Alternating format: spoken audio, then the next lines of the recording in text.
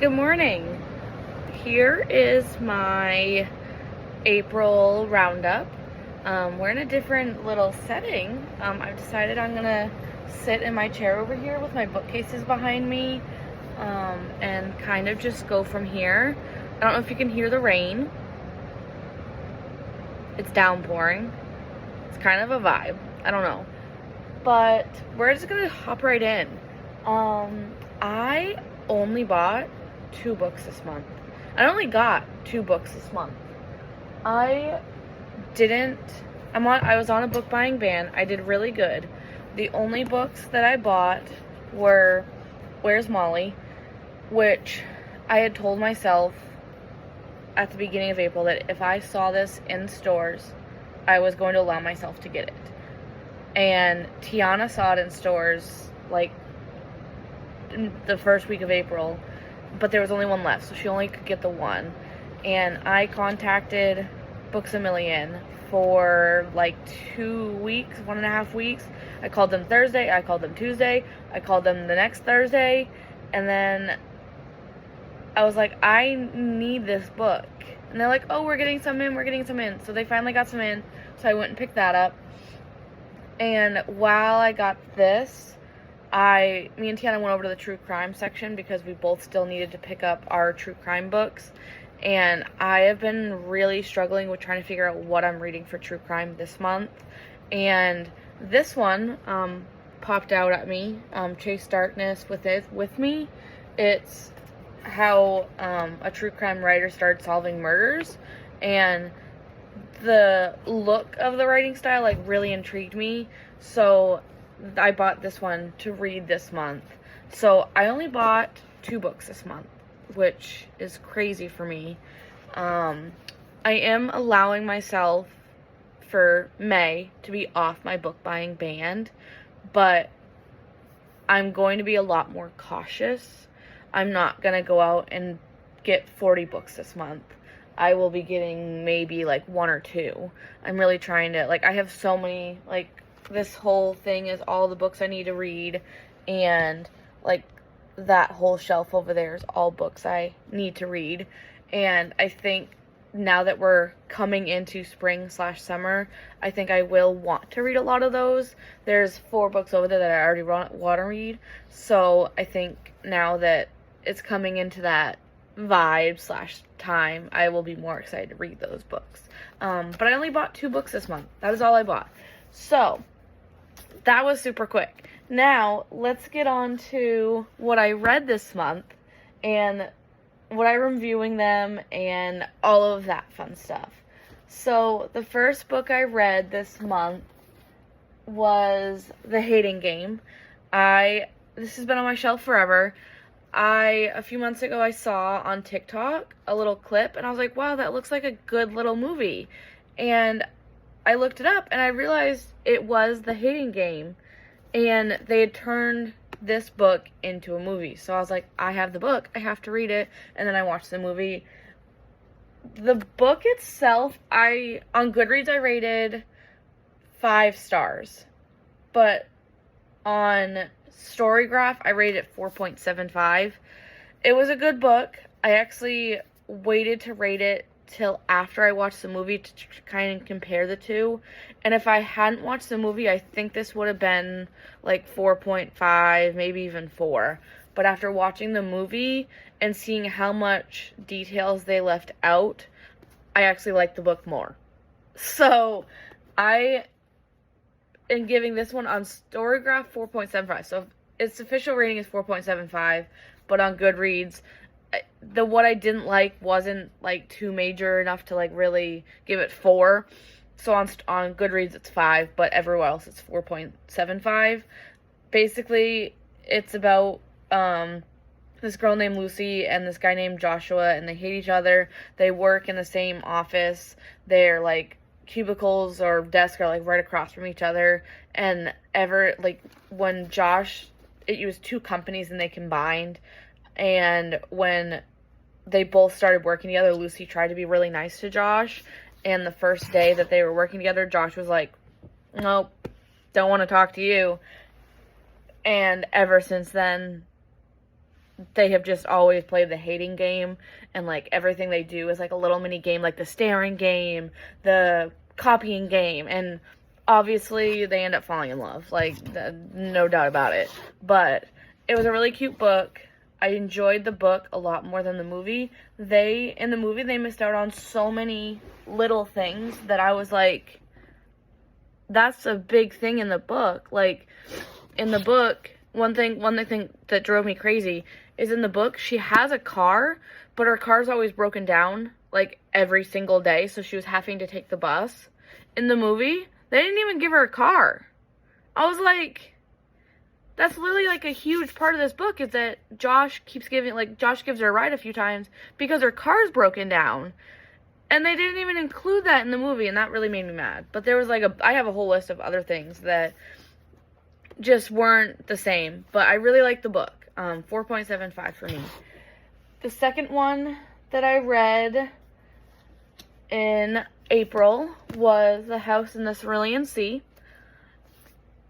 This one got 5 stars. I love this book. Obviously, we all read it for book club, so you kind of know my thoughts. But I love this book. I am so excited for the second book to come out in the fall. I will be reading it. These characters have a little special place in my heart. I would love to find more books like this one. Not like fantasy, like with dragons and all of that stuff and war, and I don't want that. I want these cute little mythical creatures that have special powers. I would love to find more books like this and read them throughout the year, because this was just so cute, and I fell in love with all of the characters. Easy 5 stars for me. The next book I read was The Last Word. I gave this one 5 stars on both Storygraph and Goodreads. So I actually read this one because Tiana read it and she loved it so much, and she told me that she thought that I would really like it, and obviously I did. I actually found it in hardcover book of the month at Goodwill, and I am obsessed. This book had me gasping and like shocked, like every other page. Like something new was happening every other page, and I could not predict it.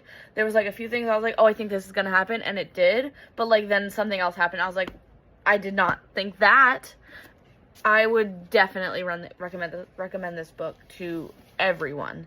It was so good. It's long story short, it's a girl who is house sitting for someone, and she just reads all the time. And her neighbor, they communicate through like a telescope. They're far enough away, they can't really talk to each other, so they each have a telescope and they use whiteboards and communicate. And the neighbor recommends a book for her to read, and so she does, and it was kind of as a joke, and it was a really shitty book, like she did not enjoy it at all, and so she gave it a 1-star review, and then the author comes after her.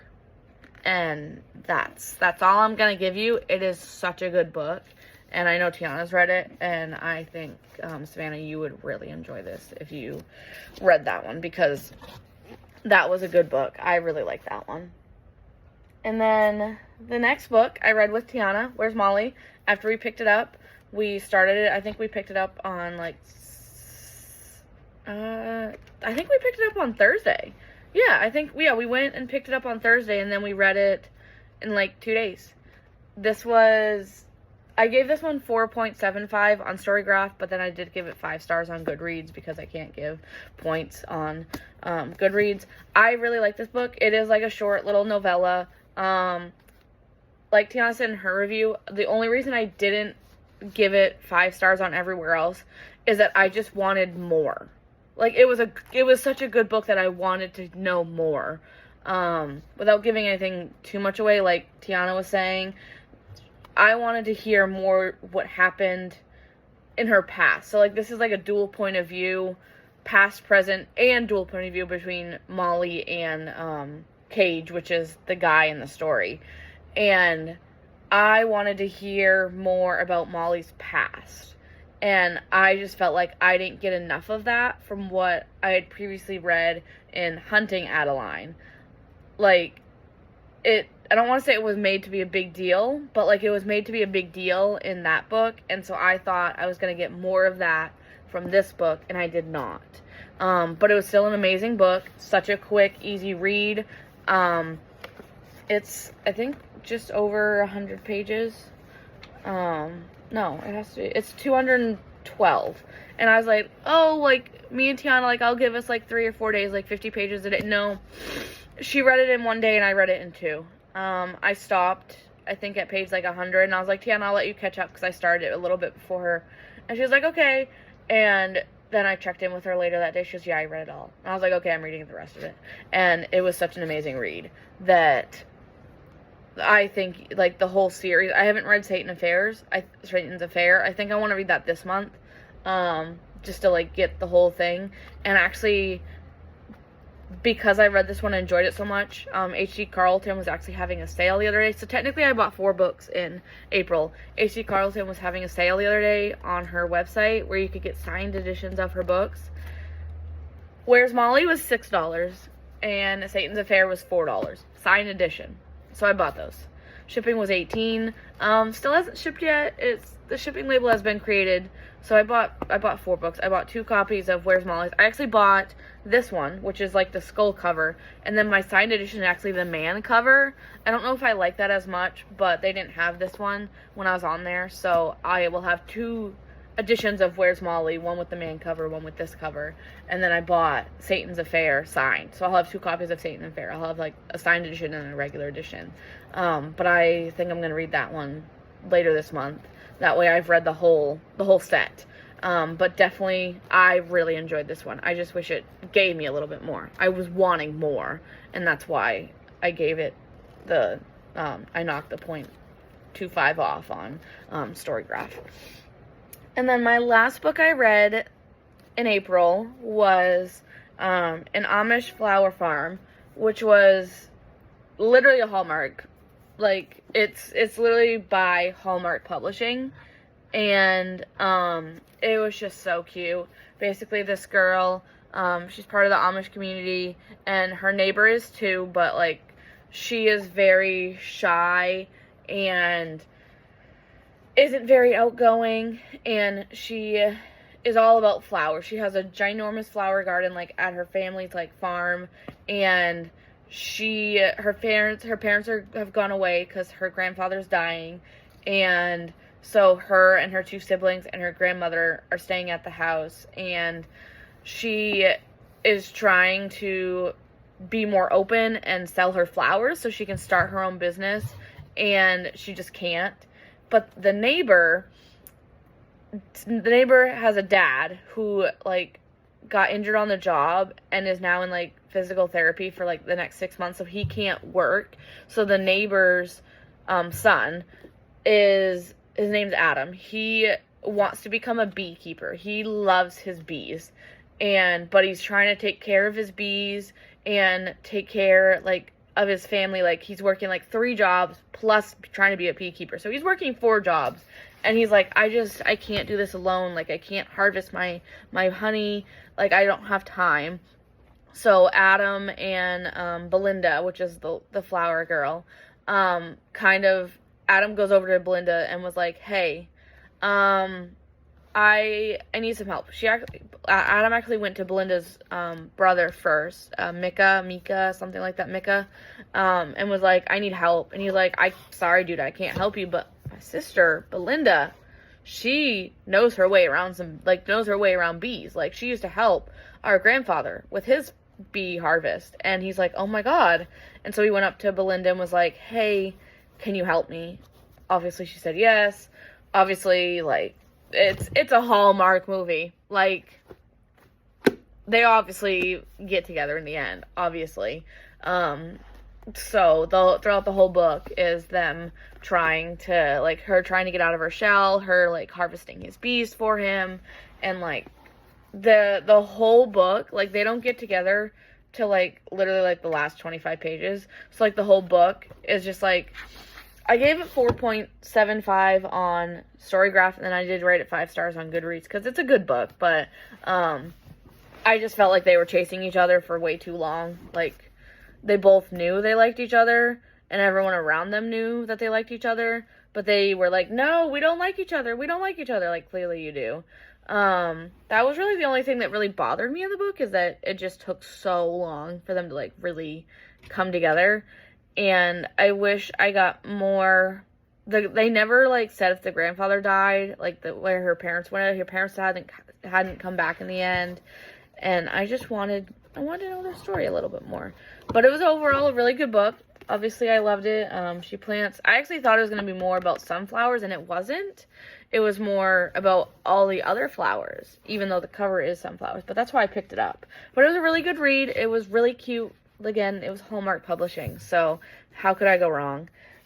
But yeah, on Storygraph, I read all 5-star books this month. Yeah, all of them were 5 stars. So I had some pretty good reads this month.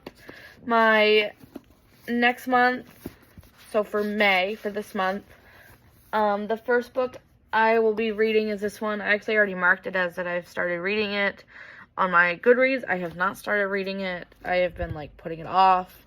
I want to read it, but, like, I'm nervous that I won't like it.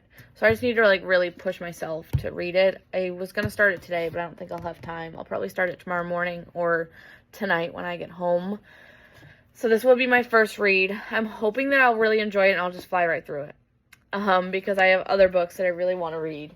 I don't think I can reach them, but there's a 4-part series that I bought in March that I really want to read that gives me springtime vibes. So I really want to read those. So that's 4 books. I don't know if I'll be able to read that plus all 4 of those in this month. I would think so, especially because they're all, like, the 4 books are, like, interconnected. So I think I'll really enjoy those, and I think I'll fly right through them, hopefully. So that'll be 5 books, and then I really want to read Satan's Affair. So that'll be, like, my 6 books that I'm hoping to read in May. And I'm hoping that I'll just have a busy reading month, and I hope everything goes well. The next thing I would like to talk about is, so for the past 2 months, so March and April, I have been using 3 different trackers. So I've been using Goodreads, Storygraph, and Bookmori. And I really like all 3 of them in their own special ways. So I like Goodreads because it's so versatile. It's very user-friendly. The only thing I don't like about Goodreads is that you can't rate books, like, 4 point anything. Like, it has to be on the star. Whereas on my other 2 apps, I can do, I think on Bookmori, I can do halves. I can only do halves on Bookmori. And then on Storygraph, I can do 0.25, 75, 50. So I really like that. But Goodreads, out of the 3 of them, is the most user-friendly, I would say.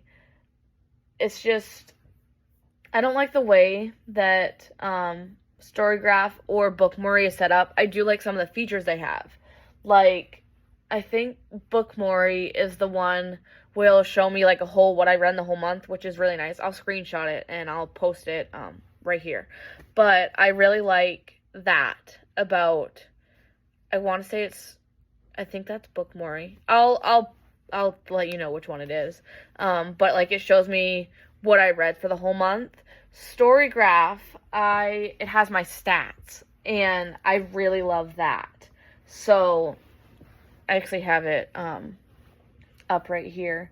So, like, it will show me like, graphs of, like, what I'm reading. Like, this one has moods. So, like, it has emotional, lighthearted, tense, mysterious, funny, dark, hopeful, sad, reflective, relaxing. So, like, that's my mood as of right now. Like, that's my mood graph or pie chart. And then there is pace. So, like, it's normally fast, medium, or slow. I haven't slow read any of my books yet, but it, like, shows you what percentage of your books you've read fast and what percentage you've read slow. And then it shows, like, page numbers that I've read. So, like, in between less than 300 to 499, and then 500 plus. And so it shows that. and then it shows you, like, if, like, what types, like, fiction / nonfiction. All I read is fiction. However, this true crime should count as nonfiction, so I'll have one book in there. So that's pretty cool. And then it has genres, like how many books you read by that genre. Obviously, my most read is romance, as we all know, but contemporary is pretty up there. Thriller's up there, young adult, sports, and then all with, like, erotica. I don't know what that is, but I've read 2 of those. And then crime, fantasy, horror, mystery, and LBGTQ has all one book. So it tells you what genres, and then it shows, like, I tag my books, so I have own, finished, and then to be read, currently owned. So it tags, like, what books I have in there. It tags what format you read in. I strictly only read in paper, so, like, it doesn't have anything else. But, like, if you were to read Kindle or audiobook, it would show on this graph, which I think is super cool. And then most read authors. So, like, I've read 3 by H.D. Carlton, 2 by Hannah, 2 by Courtney, and 2 by Laura. This will definitely become more fun the rest of the years. Like, if I read more, like, if I read those 4 books this month, that will already boost that character, like, that author up to 4. Because, like, the most I've read is by H.D. Carlton. I've read 3 books by her. Languages. This one, it just says all books in this time period are in English. So, like, if you could read bilingually, it would show you. And then this one shows the number of books versus the pages read. So blue is pages read, and blue is books read, red is the pages read. And, like, it shows you, like, a comparison of how many books versus pages you're reading per month. So, like, in January, my book number was higher than, like, my pages, but in February, like, to compare the two, they were pretty close. Like, it was 2,000 pages versus 6 books, and I just think that's really cool. And it just goes through and shows you, like, everything. All of your stats are on here. I know Goodreads does that, but I feel like this one's more in depth. And then Bookmori. I think Bookmori is the one that I really like. Let me see if I can get it on my laptop. I think it's only an app, so I can't look at it on here. But the thing I really like about Bookmori is that you can change the number of pages. So, like, on Goodreads and on Storygraph, I have to find the exact edition with the exact pages. And sometimes I can't find that. Like, it may say it's, like, 325, but, like, it's not. And I can't change that. But on Bookmori, I can change to the exact page. Like, I don't have to say, oh, it's this edition, this is how many pages are in it. So, like, The Hating Game has 363 pages, but on Storygraph and Goodreads, it may say, oh, it has this many, and it's not accurate, and I can't fix that. Like, I can find closest to, but I can't find accurate. But on Bookmori, I can change the exact pages, and I love that because it gives me a better understanding of exactly how many pages I'm reading. So at the end of the year, Bookmori will be the most accurate because I'll have put in exactly how many pages I read versus, like, Storygraph and Goodreads, where it's like, that's pretty close, but it may not be 100% accurate. If I had to choose one of the 3, I think for user friendliness, I would just stick to Goodreads. But if I could pick between 2 of them, I think I'd do Goodreads. And I really like all 3 of them. I think if I really had to choose, like, gun to my head, had to choose, I think I would choose Goodreads and Storygraph. Only because I can get pretty close on Storygraph, and technically you can add your own edition on Storygraph, so, like, you can edit it, but it just doesn't look as good. But I really like all 3 of them, and I think everyone should give it a try. I mean, I've been using all 3 of them for 2 months now, and I really like them. I just wish I could sync all of them all the time. So, like, if I add a story to Goodreads, I wish it would, like, sync across to the other platforms.